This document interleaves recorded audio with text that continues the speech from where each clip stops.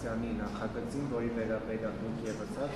գրասենյակը հայտարարություն տարածել էր, ինչ մտավախություններ ունի մարդու իրավունքների պաշտպանը այդ նախագծի վերաբերյալ, կարող եք մի քիչ ավելի հանրամատչելի ներկայացնել հանրությանը, եւ երկրորդ հարցը վերաբերում է դուք բազմիցս անհանուր ժողովրդականություն ատելության խոսքը, որը կա հանրության շրջանում դատապարտելի եք համարել, բայց մենք չտեսանք ձեր գրասենյակի կողմից հայտարարություն արձագանք, օրինակ վարչապետի տիկնոջ գրառույթի վերաբերյալ, որտեղ քաղաքացիների մի դեպքում ոչինչ, մի դեպքում էջ, տգետ, տխմար եւ նման ձևակերպումներ է տալիս։ Առաջին հարցի վերաբերյալ նշեմ, որ ես իմ դիրքորոշումը նաև հրապարակային եմ ներկայացրել, ըստ էության, եթե մասնագիտական լեզվով ասելուրին եմ, պիտի ասեմ, որ ես մտահոգություններ ունեմ, որ այս նախագիծը խտրականության արգելքի սկզբունքի հետ կապված լուրջ խնդիրներ է պարունակում, իսկ հանրամատչելի լեզվով պիտի հատուկ արձանագրեմ, որ ես անթույլատրելի եւ անընդունելի եմ համարում սոցիալական ցանկացած շերտավորում մեր երկրում, որը կարող է կապված լինել այդ թվում սահմանադրությամբ սահմանված պարտականությունների հետ եւ չի կարելի երկրում այնպիսի իրավակարգավորումներ եւ այնպիսի մեխանիզմներ նախատեսել, որոնք կարող են մարդկանց համար առնվազն հանրային ընկալումների առումով տպավորություն ձևավորել, որ որևէ պարտականության հետ կապված արտոնությունը կարող է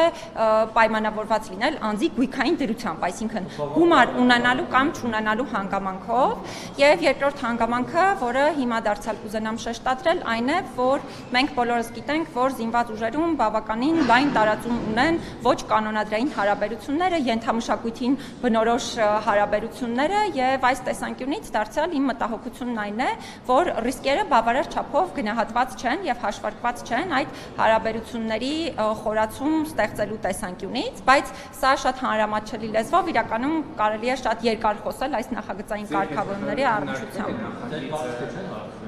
Նախապես նախագիծը չի քննարկվել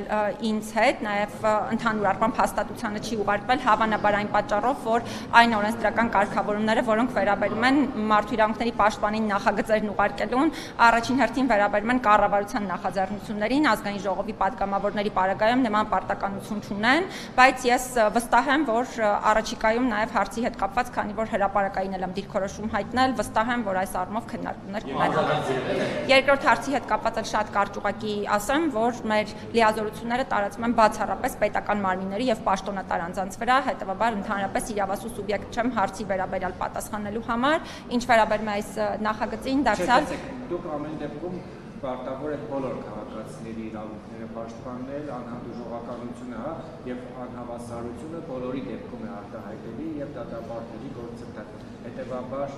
միայն պաշտոնատար անձ իրավունք չունի մյուսին վիրավորել։ Իմ լիազորությունները տարածվում են բացառապես պաշտոնատար անձանց վրա։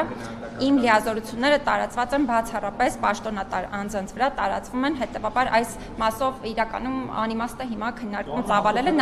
նաեւ այսպես ասեմ, էթիկայի կանոնների կներեք, նաեւ էթիկայի կանոնների վրա չեն տարածվում իմ լիազորությունները այս առումով սահմանափակված են, ի տարբերություն ինձ նման ոլորտում լիազորություն ունի կոռուպցիայի կանխարգելման հանձնաժողովը, հետեւաբար կարծում եմ այս հարցը կարող եք իրենց ուղղել, եթե նախագծի հետ կապված էլի հարցեր կան, ուրախ կլինեմ դրանց պատասխանել։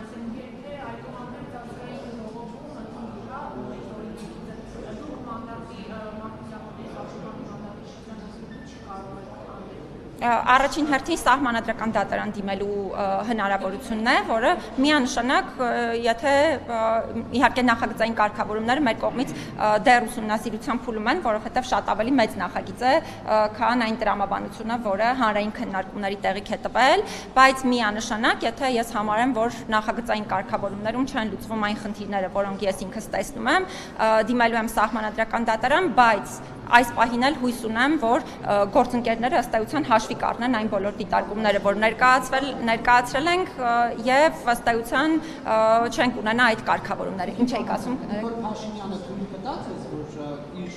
կառավարության արդեն դրական եզրակացություն տված նախագծի վերաբերյալ դիմեք սահմանադրական։ Նարեկ ջան, ուզում եմ լավ լուր արձանագրել այն մասին, որ իմ ամբողջ գործունեության ընթացքում կարծես թե գործադիր իշխանությունից միջամտություն ինքս չեմ տեսել, չեմ զգացել, ինչ վերաբերում է սահմանադրական դատարան դիմելու կամ տարբեր հարցերի վերաբերյալ կարծիք ներկայացնելու հարցին, կարծում եմ նաև ապացուցվել է մեր գործունեությամբ, որ բազմաթիվ են դեպքերը, երբ կան նախագծեր, որոնց վերաբերյալ կառավարությունը դրական եզրակացություն է տվել, եւ մենք այդ հարցերի վերաբերյալ մի մասով Սահմանադրական դատարան ենք դիմել մի մասով, ես ամեն օր հրապարակային խոսել եմ, օրինակ փաստաբանների հարկային բեռի ավելացման հետ կապված խնդիրը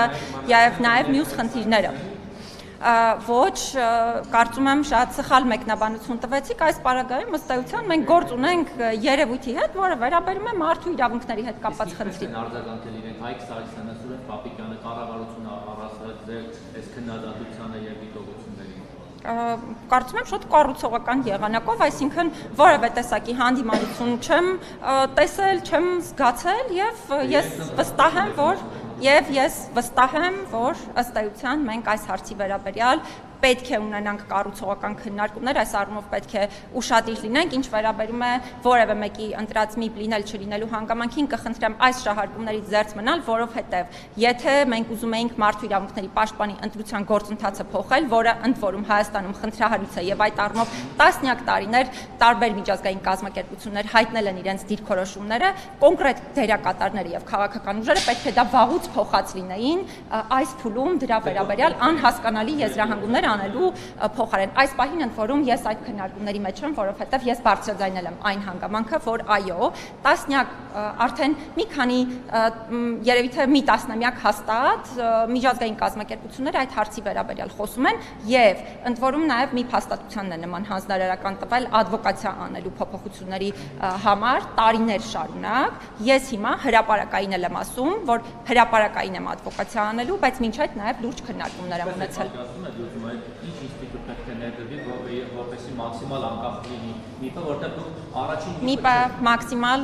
անկախ է մշտապես եղել Հայաստանում, կարծում եմ, բայց գաղափարը կայանում է նրանում, որ ընտրության գործընթացն էլ պիտի այնպիսին լինի, որ ընտրությունը կայանա այն ձևաչափով, որպեսզի նաև հանրային ընկալումները պատշաճ լինեն հարցի վերաբերյալ։ Վերջին ՄԻՊ-ը չեկում ասում է, որ իշխանության սրտի ՄԻՊ-ն է։ Ձեզանից առաջ Արման Թաթոյանին էին ասում, որ նորությամբ կրկնում։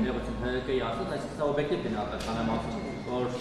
հանրության մեջ այդպես ընկալում կա, միայն դուք չեք։ Նախկինում Դա ես էլ դրա համար եմ ասում։ Դրա համար եմ ասում, մեխանիզմը պետք է փոխվի, որովհետև տարիներ շարունակ նաև մի փաստաթուղթան է ընդ որում հանձնարարական եղել ադվոկացիա անելու այս փոփոխությունների համար։ Կարծում եմ, որ մենք վաղուց պիտի խոսացած լինեինք այս խնդիրների մասին։ Ես հիմա ոչ միայն հրապարակային եմ խոսում, արդեն իմ ընտրությունից անմիջապես հետո ես բոլոր իրավասու մարմինների հետ այս հաղորդակցությունը վարել եմ։